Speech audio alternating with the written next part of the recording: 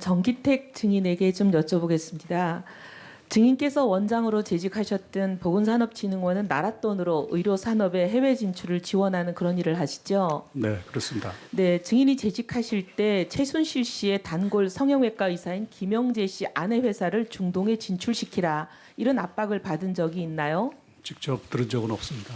네? 직접 들은 적은 없습니다. 직접 들은 적은 없지만 압박을 받은 적을 있는 걸 인식은 하고 계시죠? 그렇습니다. 네. 근데 이제 그 증인이 계셨던 기관은 출연 기관이기 때문에 국민 세금으로 운영하는 거고, 특히 그 의료 산업의 해외 진출은 복지부 예산을 받아서 위탁 관리하는 곳이라 정부 예산을 쓰는 것입니다. 그래서 해외 바이어를 면담 잡아주고 네트워크도 연결해주고 팔로망을 개척해주는 그런 이제 지원을 하는 곳인데, 신청하는 모든 회사를 다 연결해 줄 수는 없는 노릇이니까 평가 기준을 만들어 놓으셨더라고요. 네, 우리 그렇습니다. 원장님 취임하시고 이걸 굉장히 꼼꼼하게 잘 만들어 놓으셨던데, 뭐 크게는 8개 항목, 작게는 보니까 21개 세부 평가 항목들을 만들어 놓고 여기에 좋은 평가를 받아야 지원하는 그런 형식으로 운영을 하셨죠. 그렇습니다. 예. 근데 보니까 뭐 과거 실적이 있냐, 얼마나 좋으냐, 예상 수익 전망이 좋은가, 의료계 평판이 얼마나 좋은가, 또 현지 진출하는 현지 국가의 원어민 직원이 어느 정도 갖춰져 있나 이런 걸 보셨던데, 이런 기준과 절차에 따라서 최순실 씨 측근 회사를 지원하지 않기로 결정하신 건가요? 그렇습니다. 네. 기준에 미달하는 정도가 아니더라고요. 저희가 분석을 해보니까. 이 김영재 씨 아내 회사라고 불리는 YJ컵스 메디칼이라는 거는 바로 그때 당시 전년도 매출이 2,400만 원에 불과해요. 근데 손실은 17억이에요. 버는 것보다 손실이 71배나 되는, 이건 불량업체라는 말도 할 수 없을 정도로 이건 도저히 서 있을 수도 없는, 존재할 수도 없는 그런 회사입니다. 지원 불가능한 회사죠. 근데 이런 회사를 추천하라고, 그것도 국가 예산으로 추천하고 지원하라고, 이런 말도 안 되는 압력이 들어왔는데, 더 기가 막힌 건 대통령 순방에 낄 수도 없는 업체죠. 근데 대통령 순방에 공식적으로는 끼워줄 수가 없으니까 이걸 비공식적으로 비밀리에 대통령 순방마다 데리고 다닙니다. 기가 막힌 것은 거의 모든 순방에 데리고 다녔어요. 중동 4개국 순방, 중남미 4개국 순방, 아프리카 3개국 순방, 프랑스 순방, 중국 순방, 라오스 순방 안 데리고 다닌 데가 없습니다.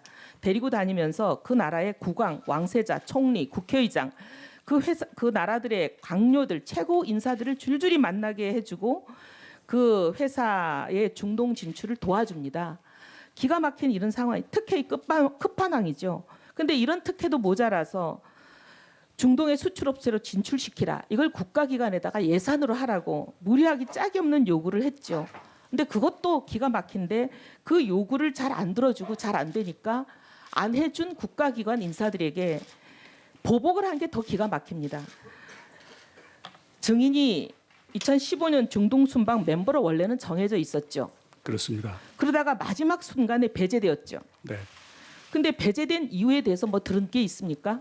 청와대 지시라고 들었습니다. 네. 청와대 지시라고 했는데, 이 최순실 씨 측근 회사를 도와주라는 지시, 이 압력을 거부한 것 이외에 다른 짐작되는 사유가 있었습니까?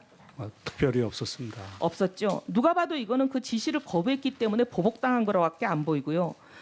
근데 이제 증인은 배제가 됐지만 증인이 계시던 기관의 실무 담당자, 중동 센터장은 당시 중동 순방에, 왜냐하면 이 진출을 도와야 되니까 데리고 갔습니다.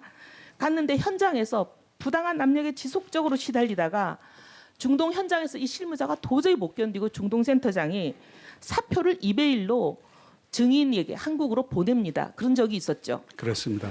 그러면서 뭐라고 얘기를 했냐면, 이런 상황에 너무 염증을 느낀다. 이제 더 이상 대한민국 정부 일에 관여되기 싫다. 이렇게 얘기하면서 미국으로 떠나버렸습니다. 한국으로 돌아오지도 않고. 그런 일이 있었죠. 그렇습니다. 네. 그리고 기가 막힌 건 이 증인과 관련된 기관만이 아니라 이 사업이 복지부 예산을 받아서 쓰고 복지부에서 위탁받아 쓰다 보니까 복지부 공무원들도 이 일에 관여가 돼 있었습니다. 복지부 공무원들도 한직으로 모두 자천이 됩니다. 이 일과 관련된 모든 사람들이. 이건 정말 기가 막힌 상황인데, 그리고 나서 이것으로 끝나지가 않고 돌아와서 중동 순방이 끝나고 나서 증인이 원장으로 계셨던 그 진흥원이 장장 5개월에 걸쳐서 대규모 감사를 받은 적이 있죠. 그렇습니다. 이 감사 받아서 잘못한 게 드러난 것도 없었습니다. 근데 우리 진흥원은, 원장으로 계셨던, 증인이 원장으로 계셨던 그 진흥원은 원래 증인이 취임하기 전에는 경영평가에서 D등급을 받는 어떻게 보면 상당히 우량하지 못한 기관이었습니다. 근데 증인이 취임하고 나서 평가가 B등급으로 올라갔죠. 그렇습니다.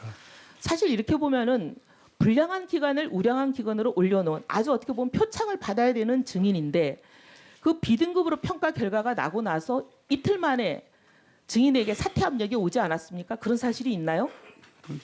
그 직후에 그런 있었죠. 공고 사직을 근데 이 권고 사직은 누가 어떤 형태로 무슨 말을 하든가요? 복지부 인사 담당자가 제게 찾아와서 위의 뜻이니 거취를 정리해달라고 했습니다. 위라는 건 청와대라고 하든가요? 대통령이라고 하든가요? 최순실 씨라고 하든가요? 누구라고 하든가요? 청와대라고 했습니다. 청와대라고 했습니까?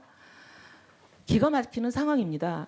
이게 도대체 문체부에만 국한된 최순실 씨 아니면 최순실 씨가 아닌 그 이후에 있는 막강한 권력인지 규명되어야 할 사안이지만 이 문체부에만 국한된 것이 아니라 보건산업진흥원 그리고 복지부까지 망라하는 각종 출연기관에까지 종횡무진으로 생사여탈권을 마구잡이로 휘두른 국정농단 세력의 민낯을 특검이 국민 앞에 낱낱이 밝혀야 될 것입니다. 우리 증인께서 하고 싶은 말씀 참 많으실 텐데 이 자리를 빌어서 국민들께 이 일과 관련한 소회를 좀 밝혀주시기를 바랍니다. 저는 학자로서 20년 동안 연구한 것을 국가를 위해서 실천해보고자 정말 열심히 일했습니다. 그런데 그런 기회를 박탈당한 것이 아쉬웠지만 최선을 다했기에 후회는 없습니다. 다만 현 시점에서 안타까운 것은 16개월 동안 짧은 기간이었지만 아부다비 보건청 장관과 신뢰를 쌓아서 당시 우리 대사께서 금맥을 뚫었다고 평가하셨던 계약을 마무리 짓지 못하고 나온 것이 참 아쉽습니다.